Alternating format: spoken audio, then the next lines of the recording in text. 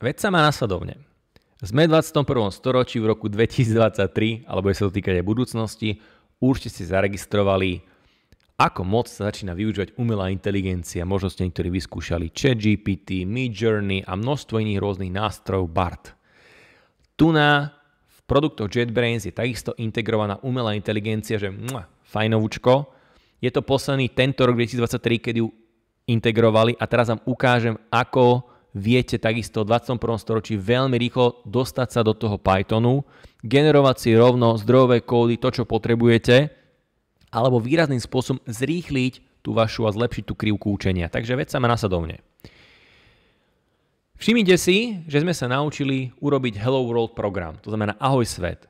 Vytvorte si prosím vás prázdnu bunku. Všimnite si, dajte, že insert code cell alebo Ctrl Alt Enter. Vyrobte si v skratke prázdnu bunku. Teraz, dajme tomu, že o tom Pythone neviem skoro nič, alebo len minimum informácií. Alebo možno som priemerný programátor a chcem byť o mnoho lepší programátor.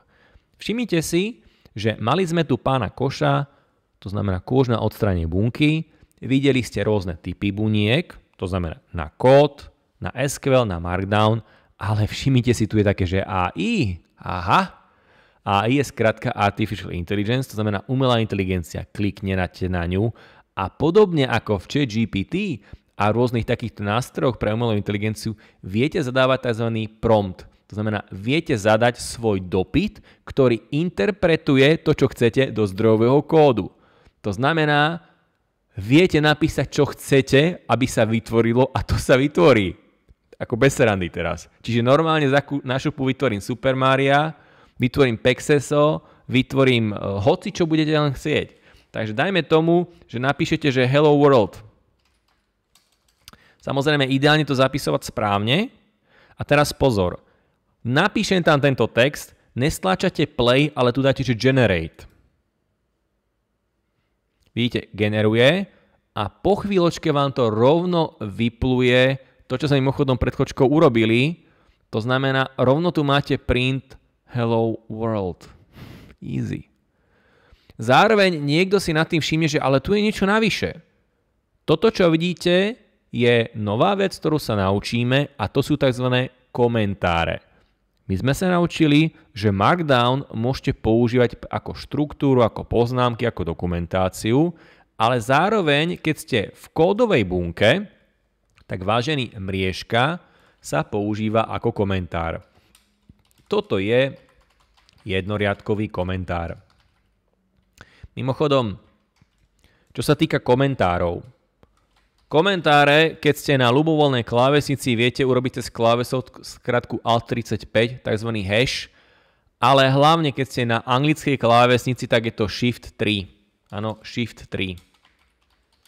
Myslím tým nie na numerickej časti klávesnice, ale priamo na tej pod F1, F2, F3 a tak ďalej. Áno, Shift a 3. Takže buď jedna alebo druhá možnosť. Takže ešte raz to zopakujem. Mriežka slúži v Pythone na komentáre v tom zdrojovom kóde. To znamená, sem si môžeš napísať poznámku, čo to robí a viete tak aj znefunkčniť niektorý riadok. To znamená, ak nejaký riadok zakomentuješ, tým pádom si ho neodstránil, ale znefunkčnil. Programátori to veľmi často robia, takže nielen, že by niečo odstraňovali, ale dočasne si znefunkčnia nejaký riadok alebo viacero riadkov kódu. Takže to, čo mi vygenerovala umelá inteligencia, je komentár a rovno mi vygenerovala aplikáciu typu ahoj svet. A vy keď dáte accept, tak by ste akceptovali jej, samozrejme, je vygenerovaný text. Bol tam ešte modify, to znamená modifikoval by som ten svoj dopyt a reject, že ho odmietnem, že idem od začiatku alebo že ma to už nezaujíma. Takže zopakujem to.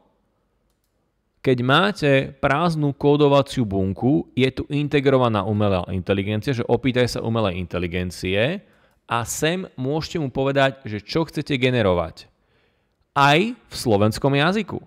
To znamená, keď povieš, že ale ja neviem, že to je ahoj, že to je hello world, normálne napíše, že ahoj svet, normálne po slovensky, dáš generate a všimnite si, Ani som nenapísal, že generuj konzolovú aplikáciu, len som napísal, že ahoj svet, nič viac. On mi rovno vygeneroval print ahoj svet a ešte k tomu vygeneroval 2 riadky komentáru. To znamená, toto by som si mohol vymazať, toto reálne neovplyvňuje žiadny zdrojový kód. To sú len poznámky, ktoré tam máme od toho AIčka. Kolega sa pýta, že ako zakomentovať celý blog. Samozrejme je to možné. Prosím vás, nerobte to tak, že budete to komentovať v poriadku, hej? Tak sa to samozrejme logicky nerobí. Ale to, čo môžete urobiť, je, že môžem si označiť tie riadky, ktoré chcem zakomentovať. Môžete používať samozrejme to CTRL-A. A teraz, to, čo sa robí štandardne je, že tu máte položku, ktorá sa volá, že code. To znamená, v hlavnom menu sa to týka zdrojového kódu a všimnite si, tu je, že line, to znamená riadky, a tu nájdete, že toggle line comment. To znamená, viete to kliknutím na túto položku alebo CTRL lomítko. Niekedy to CTRL lomítko v niektorých predačoch nefunguje, pretože to máte rezervované pre nejakú inú klávesovú skratku.